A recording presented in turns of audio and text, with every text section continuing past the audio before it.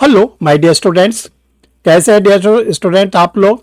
आज आप लोग के सामने ऑनरेबल सुप्रीम कोर्ट का एक बहुत ही इंपॉर्टेंट जजमेंट डिस्कस करने जा रहे हैं। ये जो जजमेंट है वो कॉन्स्टिट्यूशनल बेंच का है, 5 जजेस के बेंच का ये जजमेंट है। और ये जो कॉन्स्टिट्यूशनल बेंच थी, इसके चेयरमैन थे honourable justice B R Gavai, जो हमारे CGI हैं।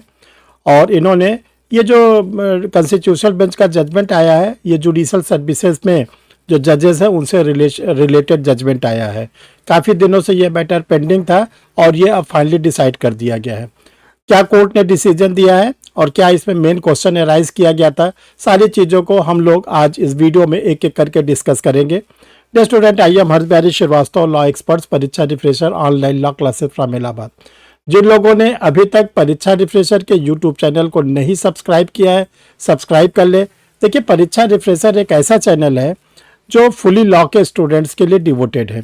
इसमें लॉ की सारी बारीकी आप लोग को बताई जाएगी, जो आपके जुडिशल सर्विसेज से जुड़ी होती है, APO से जुड़ी होती है, वैकेंसी के बारे में, एग्जामिनेशंस के बारे में, एग्जामिनेशन के बाद जब पेपर हो जाता है उसके एनालिसिस को लेकर।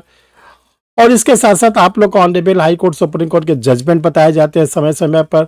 पार्लियामेंट के द्वारा कोई नया कानून बनाया जाता है, उसकी जानकारी दी जाती है। कॉन्स्टिट्यूशन में कोई अमेंडमेंट होता है, उसकी जानकारी दी जाती है। और इन सब से बढ़कर आप लोगों को इस पर समय समय पर सुपर स्पेशलिस्ट को बुलाया जाता है और उनसे आप लोग को रूबरू कराया जाता है, उनसे आप लोग को बूस्ट कराया जाता है।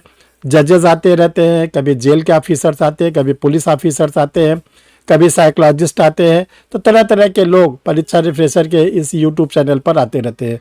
तो एक बार अगर आप चैनल को सब्सक्राइब कर लेंगे तो जो भी फ्यूचर में ये वीडियो बनेगा वो आपके सिस्टम पर इंडिकेशन होने शुरू हो जाएगा कि परीक्षा रिफ्रेशर का कोई वीडियो पब्लिश होने जा रहा है।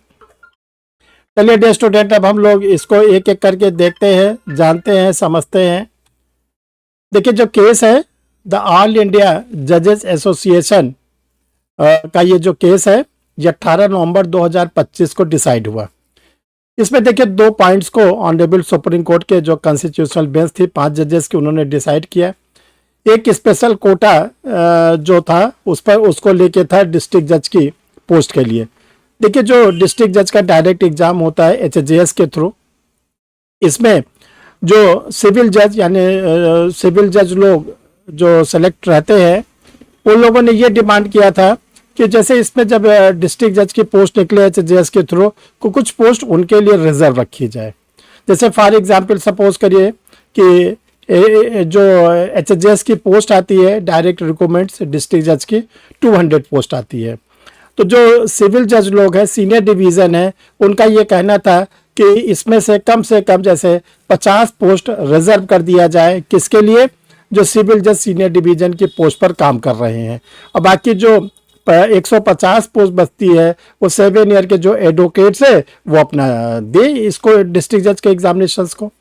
तो देखिए, जब ये बात बहुत दिनों से चल रही थी तो ऑनरेबल सुप्रीम कोर्ट ने कहा कि ऐसा पॉसिबल नहीं है, क्योंकि देखिए जो सिविल जज आप ऑलरेडी हो चुके हैं, फिर आपको प्रमोशन के लिए जो एग्ज़ाम के लिए आप कह रहे हैं वो तो नौकरी पाना तो फंडामेंटल राइट है ही नहीं है। तो नौकरी ना पाने के साथ साथ प्रमोशन पाना भी फंडामेंटल राइट नहीं है।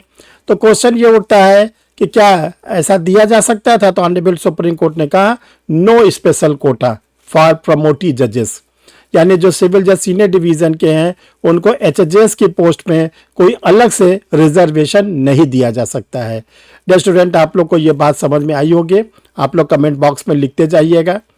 दूसरा जो क्वेश्चन राइज किया गया था सीनियरिटी को लेकर, सीनियरिटी को लेकर ये था कि जो हायर जुडिशल के थ्रू आते हैं, जो एडवोकेट लोग आते हैं, बार के थ्रू आते हैं, उनको जो पहली पोस्टिंग दी जाती है एडिशनल डिस्ट्रिक्ट एंड सेशन जज।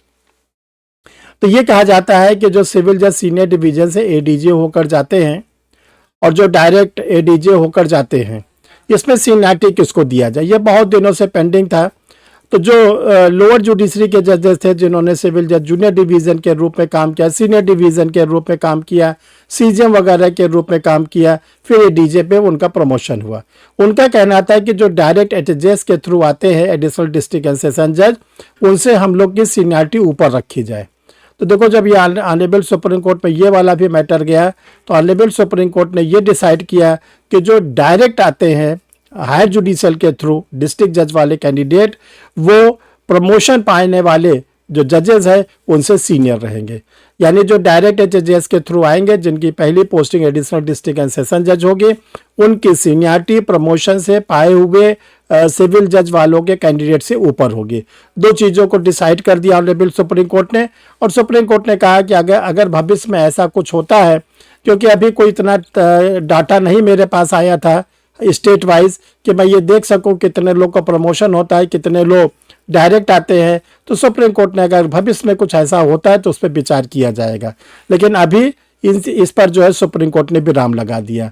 पहला विराम लगाए कोई स्पेशल कोटा हायर जुडिशल में जुडिशल सर्विसेज के जजेस का नहीं होगा, और दूसरा जो जुडिशल सर्विसेज के सिविल जज जूनियर सीनियर डिवीज़न होते हैं, जब वो एडीजे होते हैं तो उनकी सीनियरिटी जो होगी वो एडीजे जो डायरेक्ट आएंगे उनके नीचे होगी। ये दो चीज़ें डिसाइड कर दी गई। आप लोग कमेंट बॉक्स में अपना कमेंट लिखकर अपना विचार बताते रहिएगा। डियर स्टूडेंट, देखिए जो परीक्षा रिफ्रेशर ऑनलाइन ला क्लासेस है ये पिछले 35 वर्षों से रन कर रहा है और ये 6 साल होने जा रहा है। ये ऑनलाइन मोड पर आ गया है। ढेर सारे इससे जजेस अभी तक सेलेक्ट हुए एचजेएस के थ्रू, और इसके बाद लोअर जुडिशरी में, और इसके बाद एपीओ में। ये जो आप लोग के लिए क्या नाम है, ये ऑनलाइन ला क्लासेस स्टार्ट की गई है जो इस समय ऑनलाइन मोड पे चल रही है। इसमें आप लोग को एपीओ की तैयारी करने का मौका मिलता है, जुडिशल सर्विसेज सिविल जज का और एचजेएस का करने का मौका मिलता है। इसमें आप लोग को देखिए क्या क्या फैसिलिटीज़ होती है। पहले तो लाइव क्लासेस आपको मिलती है। जो लोग जुडिशल सर्विसेज की तैयारी करते हैं उनके 3 घंटे की क्लास चलती है। जो लोग एपीओ की तैयारी करते हैं उनको 2 घंटे की क्लासेस लेनी पड़ती है। जो लाइव क्लास होती है वो गूगल मीट पर होती है। दूसरा, जब क्लास ओवर हो जाता है तो उसका रिकॉर्डेड वीडियो आप लोग को मिल जाता है, रिकॉर्डेड वीडियो डेली का डेली। तीसरा, आप लोग का कोर्स के दौरान जब आप लोग का क्लासेस चलती रहती है, जैसे जैसे पेपर कंप्लीट होता है आप लोग का टेस्ट सीरीज होता रहता है। आपको स्टडी मटेरियल प्रिंटेड प्रोवाइड कराया जाता है कुछ सब्जेक्ट्स के। इसके बाद आपको जो फीस है वो मंथली आप अपनी फीस को जमा कर सकते हैं, इकट्ठा जमा करने में अगर आपको दिक्कत होती है डिपॉजिट करने में। और इसके साथ 6 नंबर पर टीचर स्टूडेंट मीटिंग, हर महीने जो टीचर्स होते हैं हमारे साथ स्टूडेंट्स की मीटिंग होती है। एक स्टूडेंट को 10 मिनट का इंडिविजुअल टाइम दिया जाता है, जिसमें वो अपनी पर्सनल जो बातें पढ़ाई से संबंधित होती है उसको डिस्कस करते हैं। हमारे द्वारा उनको कुछ अलग से टिप्स दिए जाते हैं, जो जो चीज़ों पर उनको दिक्कत होती है उनको समझाया जाता है। तो ये सब सुविधा जो होती है एवरी मंथ इसको मिलता है। अब जो आप लोग के लिए बैचेज है वो बैचेज आप लोग के लिए अवेलेबल है, आप जब भी चाहे इसमें एडमिशन ले सकते हैं। देखिए जो लोग क्लास लेना चाहते हैं उनके लिए क्या है कि ये 2 नंबर आपके सामने लगा हुआ है। इसमें से किसी भी नंबर पर आप अपना कंप्लीट पोस्टल एड्रेस भेजेंगे, नाम, पता, पिन कोड वगैरह सब।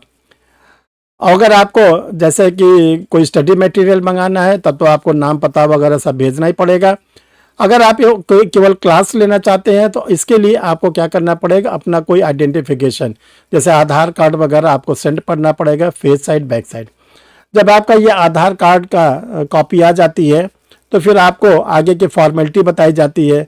आप लोग को स्कैनर QR कोड के रूप में दिया जाता है। आप लोग अपनी फीस का इंस्टॉलमेंट जमा करते हैं, फिर आप क्लास में ले लिए जाते हैं। तो थैंक यू डियर स्टूडेंट, फिर हम लोग मिलते हैं किसी यूजफुल वीडियो के साथ। Thank you.